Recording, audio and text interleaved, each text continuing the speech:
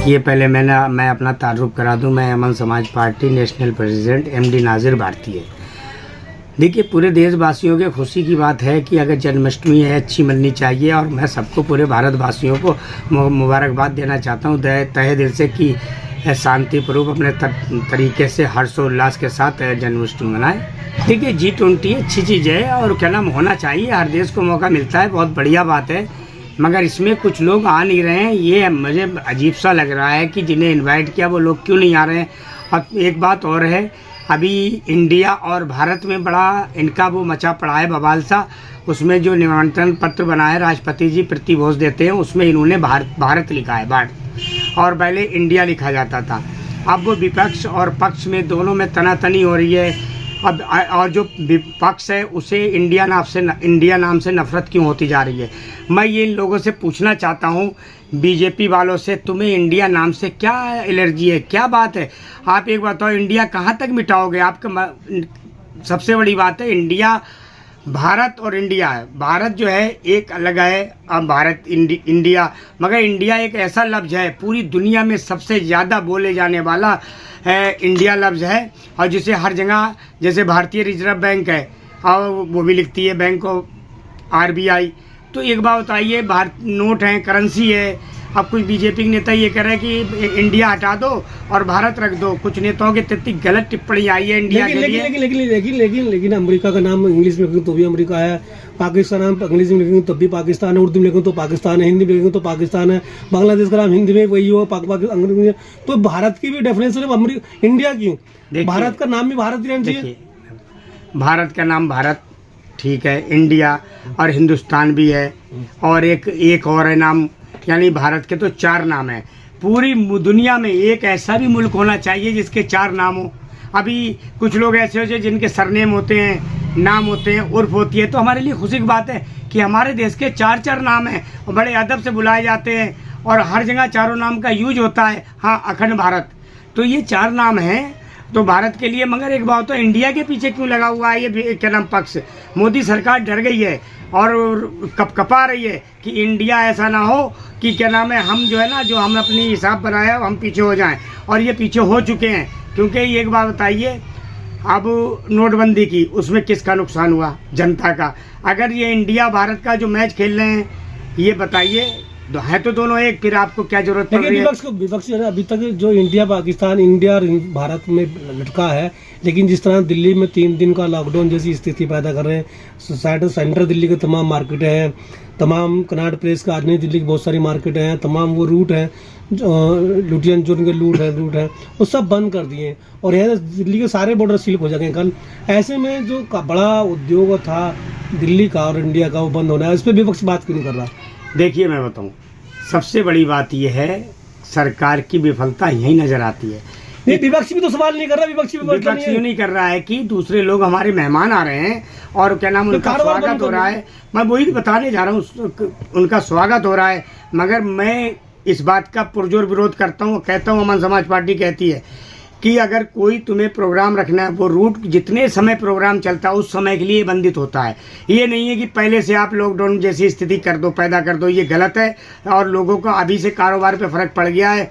एक तरफ आप काम की बात करते हैं कि G20 मीटिंग होगी, हमें इससे फ़ायदा होगा, दूसरी तरफ अपने लोगों का कारोबार बंद करते हैं। ये कौन सा तरीका है? एक बात और बात है इसमें, गरीबों के जो हम लाल किले की अगर बात करें, लाल किला जामा मस्जिद के सामने वाली बेल्ट की बात करें, और अंसारी रोड की हम बात करें, यहाँ तमाम रिक्शे वाले पूरे दिन रिक्शा चलाते हैं, रात को वहीं सो जाते हैं, वही उनका घर है, वही उनका बसेरा है। जब वहाँ लॉकडाउन जैसी स्थिति, तो बाकी वो कहाँ जाएंगे? हाँ, बिल्कुल, गरीब आदमी कहाँ, क्या व्यवस्था थी? देखिए, इस चीज की व्यवस्था ये सरकार को करनी चाहिए थी। विपक्ष ने सवाल तो पूछा नहीं, विपक्ष ने नहीं पूछा ना, उनकी गलती है, विपक्ष भी गलती है, क्यों नहीं पूछा? अब मैं बताता हूँ, एक बात है, ये विदेशी मेहमान जो आएंगे, और वो क्या नाम प्रोग्राम कहाँ है? भारत मंडप में, प्रगति मैदान में, ठीक है। और आएंगे कहाँ से? मेरिडियन होटल से। आएंगे कहाँ से? संसद भवन के पास से। ये कुछ एरिया उतना ही, एयरपोर्ट वाला एरिया जो है, ये उतना ही एरिया थोड़ी जगह में है। ये चाहते तो बड़े तसल्ली से कर सकते थे, मगर ये हुआ एक डर पैदा करना, ये सरकार की आदत है, नियत है। मोदी जी ने पहले कहा था कि 50 दिन दे दो मुझे, बस 50 दिन में अगर कोई कमी रह जाए मुझे चौराहे पे फांसी दे देना। भैया ये वो सरकारें हैं, बोलती कुछ है करती मुद्दे होते हैं, क्या बातें आती हैं, किस देश की बातें होती हैं, उसके बाद देखेंगे। देखिए जहाँ वो G20 का कार्यक्रम हो रहा है, उसको जो दायरा है बस अड्डे से लेके और प्रगति मैदान वाला, लेकिन उसके जस्ट बगल में लोहे का पुल है। अगर आप उस रोड से गुजरे तो वहाँ एक ईंट एक पत्थर एक रोड़ी नहीं लगाई गई। अगर लोहे के पुल, अगर बस अड्डे के पुल की बात करें, उसकी सड़क इतनी ख़राब है कि आप निकल नहीं सकते।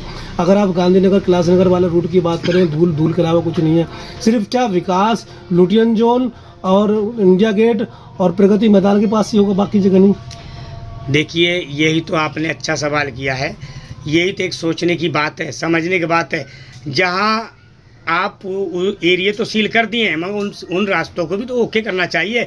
दिल्ली सरकार अपनी बात कहती है, केंद्र सरकार अपनी कहती है, मगर ये काम दोनों का है। केंद्र सरकार भी बना सकती है उन रोडों को। जमनेक पुल की हालत इतनी बेकार है, कई बार हम भी वहाँ पे गाड़ी से गिरते गिरते बच्चे हैं, बहुत ख़तरनाक है। रीढ़ की हड्डियों में लोग दर्द हो गए हैं, मगर इन सरकारें सो रही हैं।